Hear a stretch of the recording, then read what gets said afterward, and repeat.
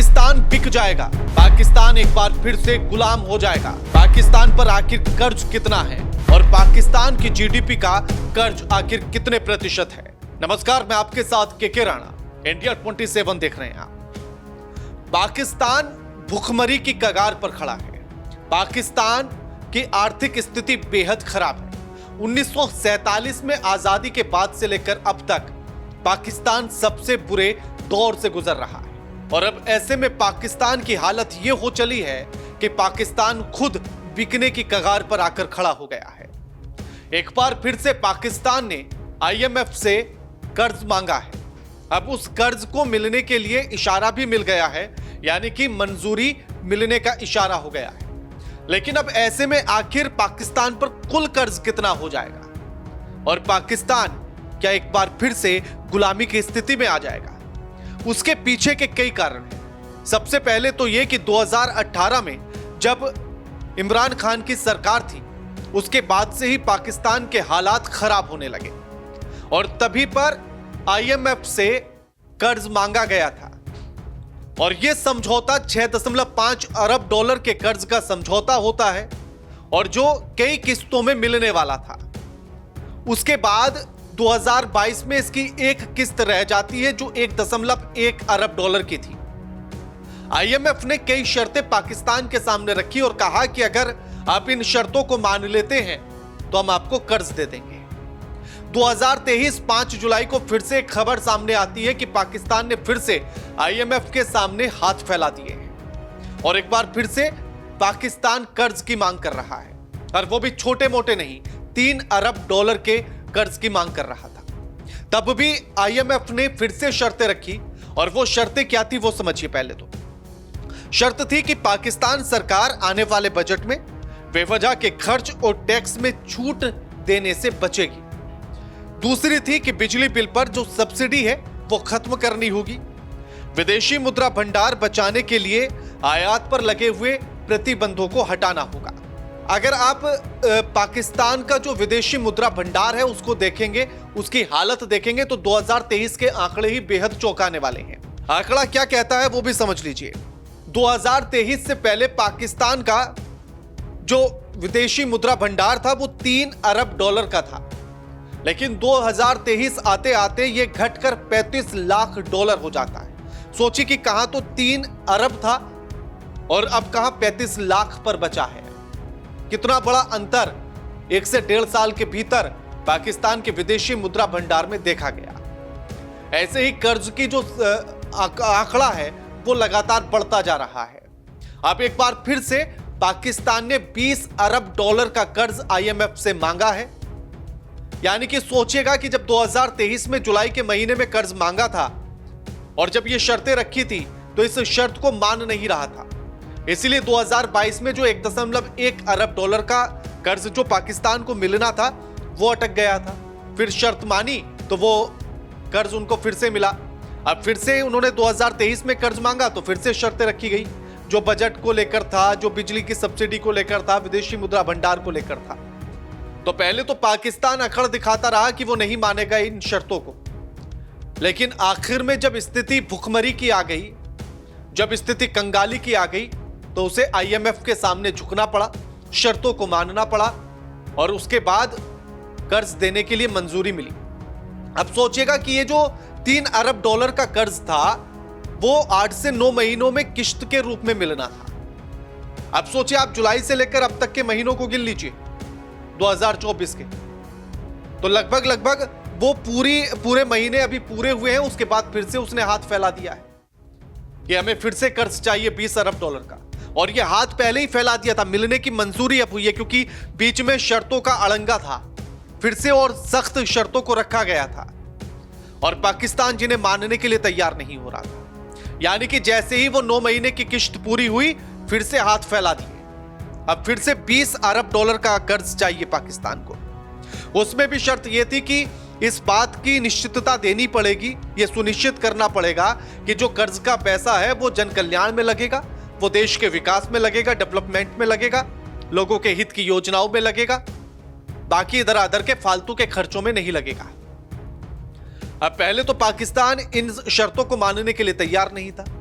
अब तैयार हुआ है तो मंजूरी मिली है और फिर से ये जो कर्ज है वो लगभग 9 से 10 महीनों के किश्तों के रूप में मिलेगा, यानी कि हर महीने कुछ कुछ किश्त इसकी आएंगी 20 अरब डॉलर की। अब ये तो हुआ आईएमएफ से लिया हुआ कर्ज, इतने ही अरब डॉलर का यानी कि 20 अरब डॉलर का प्राइवेट सेक्टर से भी ले रहा है पाकिस्तान कर्ज, यानी कि कुल मिलाकर 40 अरब डॉलर का कर्ज ले रहा है पाकिस्तान। जो पाकिस्तान भारत पर हमले की सोचता है, आतंकी घुसपैठ की सोचता है, अभी चीन से जो है J-35 विमान उसने खरीदा है, फाइटर जेट, यानी कि फालतू की चीजों पर खर्च कर रहा है। भारत पर हमला करने के लिए पता नहीं कितना रुपया फूंक रहा है। अगर उसी को अपने देश के विकास में लगा ले तो शायद कर्ज लेने की नौबत इतनी ना पड़े। और इसीलिए आईएमएफ ने बार बार उसको चेताया है कि ये जो पैसा हम दे रहे हैं कर्ज के रूप में, इसे ढंग की जगह पर लगाना, देश के विकास में लगाना, लोगों के कल्याण में लगाना, उनकी योजनाओं के लिए लगाना और लोगों के विकास, शिक्षा, रोजगार पर लगाना, फालतू के खर्च पर मत लगाना। लेकिन उसे तो चीन से J-35 खरीदना था, उसे तो और ऐसे फाइटर जेट खरीदने हैं, भारत को बर्बाद करने का सपना देखना है, और इन्हीं सपनों पर रोक आईएमएफ ने लगा दी है और अब सबसे बड़ा कर्जदार हो गया है। 2023 के आंकड़ों के हिसाब से देखेंगे तो चौथे नंबर पर था जब 3 अरब डॉलर का फिर से कर्ज लिया था, जिनमें पहले नंबर पर अर्जेंटीना था 46 अरब डॉलर के साथ, मिस्र था 18 अरब डॉलर के साथ दूसरे नंबर पर जिसने आईएमएफ से सबसे ज्यादा कर्ज लिया था, यूक्रेन 12.2 अरब डॉलर और इक्वाडोर 8.2 अरब डॉलर। 2023 का कर्ज मिलने के बाद 10.3 अरब डॉलर पर पहुंच गया था पाकिस्तान, और अब 20 और जोड़ लीजिए तो यानी कि 30.3 अरब डॉलर का कर्जदार आईएमएफ का पाकिस्तान हो चुका है और उसके हिसाब से दूसरे नंबर का कर्जदार हो गया है पाकिस्तान। यानी कि कर्जदारी में तो टॉप कर ही रहा है पाकिस्तान, किसी और में हो या ना हो, कहीं और तरक्की कर रहा हो या ना कर रहा हो, लेकिन कर्ज लेने में तरक्की कर रहा है। और पाकिस्तान वालों को इसी बात पर तालियां बजा लेनी चाहिए, क्योंकि असली तरक्की, असली विकास पर तो ताली बजाने का मौका उन्हें मिलेगा नहीं, तो फिलहाल इसी पर बजा ले। और दूसरी स्थिति समझिएगा, बढ़ता हुआ कर्ज पाकिस्तान पर 63,868 अरब पाक रुपया का हो चुका है। इसी में अगर उसकी महंगाई को देखेंगे तो 38% की महंगाई, विदेशी मुद्रा भंडार का खाली होना, राजनीतिक अस्थिरता, ये तमाम कारण रहे जिसकी वजह से बार बार पाकिस्तान को भीख मांगने के लिए हाथ फैलाने पड़ते हैं, कभी आईएमएफ के सामने, कभी प्राइवेट सेक्टर के सामने, कभी किसी के सामने, लेकिन हरकतों से बाज आने के लिए तैयार नहीं है पाकिस्तान। और कुल मिलाकर अगर 2024 का आंकड़ा देखें तो पाकिस्तान पर 71.24 खरब रुपए का कर्ज हो चुका है, जिसमें से अंतर्राष्ट्रीय कर्ज जो है वो 62.88 खरब रुपया, खरब की बात कर रहे हैं हम यहाँ, खरब रुपए का हो चुका है। घरेलू जो उस पर कर्ज है वो 8.5 खरब का है,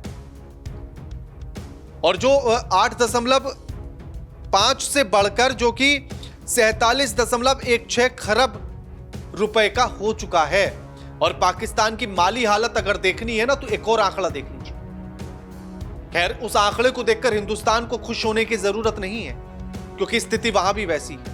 डॉलर के मुकाबले पाकिस्तान का रुपया कब्र में जा चुका है, वेंटिलेटर भी छोड़िए, कब्र में जा चुका है। और साल दर साल उसके गिरते हुए रुपए की अगर आप स्थिति देखेंगे तो आपको कब्र में ही मिलेगा पड़ा हुआ। उसका भी एक आंकड़ा देख लीजिए कि कहां कैसे किस स्थिति में रहा है। अब पाक रुपए की स्थिति को देख लीजिए। 2022 में एक डॉलर की कीमत पाकिस्तानी रुपए में 185 रुपए थी, 2023 में यह बढ़कर 275 रुपए हो जाती है। सोचिएगा कि अगर $1 होगा तो पाकिस्तान के 275 रुपए बनेंगे, यानी कि पाकिस्तान 275 रुपए खर्च करेगा तब जाकर $1 ले पाएगा। स्थिति भारत की भी अच्छी नहीं है, वहां भी 85 से ज्यादा कीमत हो गई है $1 की, 85 रुपए से ज्यादा।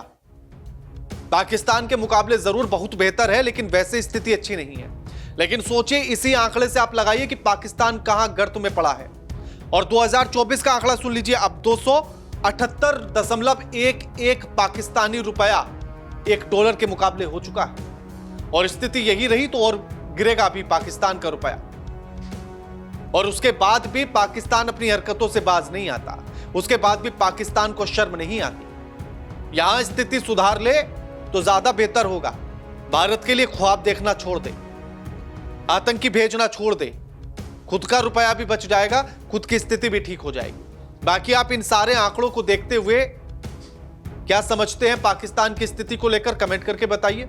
वैसे एशिया में सबसे बड़ा कर्जदार हो चुका आईएमएफ का पाकिस्तान। आईएमएफ का सबसे ज्यादा कर्जदार पाकिस्तान है एशिया में। उसमें नेपाल भी पीछे है, उसमें उज्बेकिस्तान भी पीछे है और बाकी देश भी उसमें पीछे हैं, चाहे वो किर्गिस्तान हो, अर्मेनिया हो, मंगोलिया हो, श्रीलंका हो, सारे देश पाकिस्तान से पीछे हैं। और पाकिस्तान सबसे आगे है एशिया में आईएमएफ से कर्ज लेने में। कमेंट करके जरूर बताइए पाकिस्तान की स्थिति को लेकर आप क्या समझ रहे हैं, क्या सोचते हैं, क्या स्थिति आपको नजर आती है। वीडियो को लाइक कीजिए, शेयर कीजिए और चैनल को सब्सक्राइब करना मत भूलिएगा। नमस्कार।